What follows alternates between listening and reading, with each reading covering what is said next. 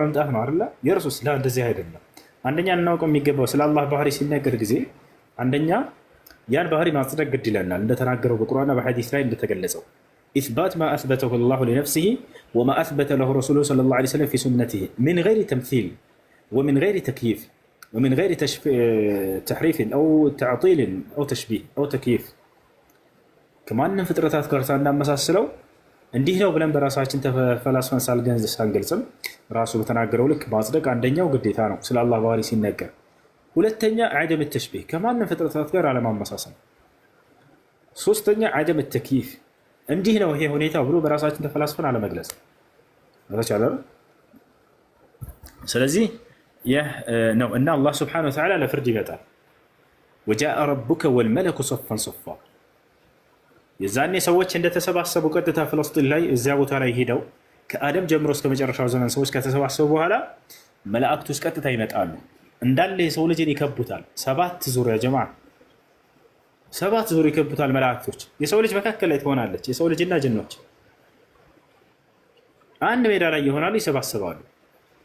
ፀሐይ የለ ጨረቃ የለ፣ ሰዎች ሁሉ እንዳለ ተሰባስበው የዛኔ ታዲያ ሰዎች وأشرقت الأرض بنور ربها لقتلوا ونفخ في الصور فصعق من في السماوات ومن في الأرض إلا من شاء الله ثم نفخ فيه أخرى فإذا هم قيام ينظرون قال بهلا وأشرقت الأرض بنور ربها مدرم يزاني بقيتها بالله برهان تابرالك تنصبرقالك يا سلام لك الله سبحانه وتعالى لفرد سيتا يجي عالم برسو برهان تفنتقالك ወወዲዐ አልኪታብ ከዚያም በኋላ መዝገቦች ይቀመጣሉ። ያ ማለት የስራ መዝገብ ይመጣል። ምድር ላይ እያንዳንዱ ሰው ለአቅመ አዳም ለአቅመ ሔዋን ደርሶ እስኪሞት ድረስ እስካለው ዘመን የሰራው መልካም ስራና መጥፎ ስራ ይመጣና የተጻፈው ሲጽፉ ነበር መላእክቶች አይደለ? ያ መዝገብህ መጥቶ ይቀመጣል።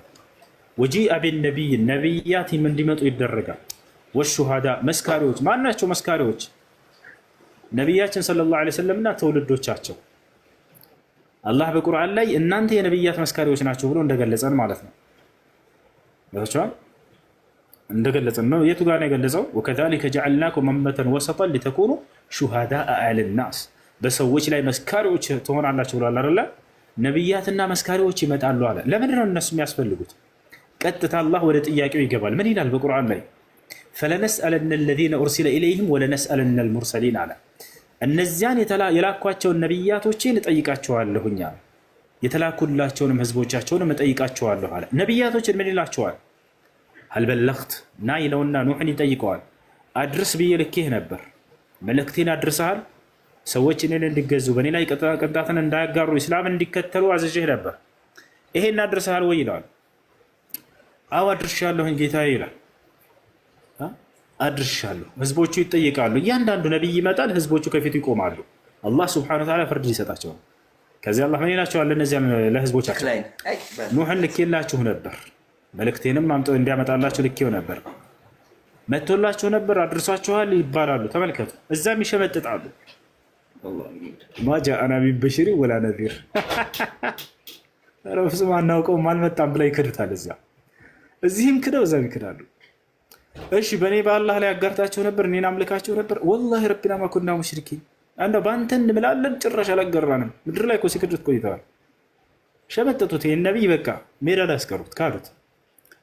አላህ ሱብሓነሁ ወተዓላ እያወቀ በራሳቸው በአንደበታቸው እንዲያምኑ ዘንድ እያወቀ ምን ይለዋል? ኑሕን መለስ ሲልና ኑሕ ያው መልሱን እንደሰማኸው ነው ይለዋል።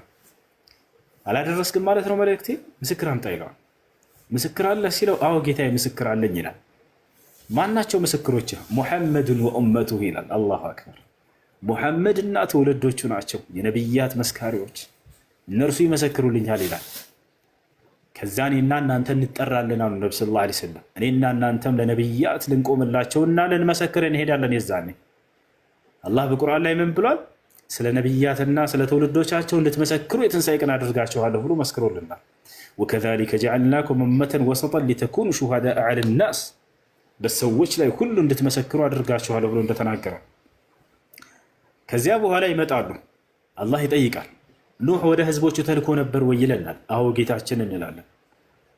ለህዝቦቹ እኔን ብቻ እንዲገዙ አስተምሯቸው ነበር ወይ? በእኔ ላይ ቅንጣት እንዳያጋሩ? አዎ ጌታችን። መስክሩ፣ ምስክራችሁን ተናገሩ ይላቸዋል። አንተ ባወረድክልን ቃል ላይ ወለቀድ አርሰልና ኑሐን ኢላ ቀውሚሂ ፈቃለ ያ ቀውሚ ዕቡዱ ላህ ማ ለኩም ሚን ኢላሂን ገይሩህ አፈላ ተተቁን ብሏቸው ነበር። ምን ይላል? በእርግጥም ኑሕን ወደ ህዝቦቹ መልእክተኛ አድርጌ ልኬዋለሁኝ። እርሱም እንዲህ አላቸው፣ ጌታችን ህዝቦችን ምን አላቸው? ያ ቀውሚ ዕቡዱላህ፣ ህዝቦች ሆይ አላህን ተገዙ፣ ማለኩም ምን ኢላሂን ገይሩህ፣ ከእርሱ ውጭ ሌላ ማንም አምላክ የላችሁም ብሎ አስተምሯቸዋል። አፈላ ተተቁን፣ ለመሆን እርሱን ብቻ አትፈሩትም ምን ብሏቸዋል። የዛን ይሄን ሲሰሙ ጊዜ ይህን ብሏቸው ነበር፣ አዎ ብሎናል ብለው ያምናሉ። የዛን ከዛስ ቀጥታ እያዙና ወደ ጀሃነም ይነዳሉ። መላእክት ጠፍንጎ ያስራቸውና እያንዳንዳቸውን ወደ ጀሃነም በአፍጢማቸው ደፍተው ይወስዷቸዋል።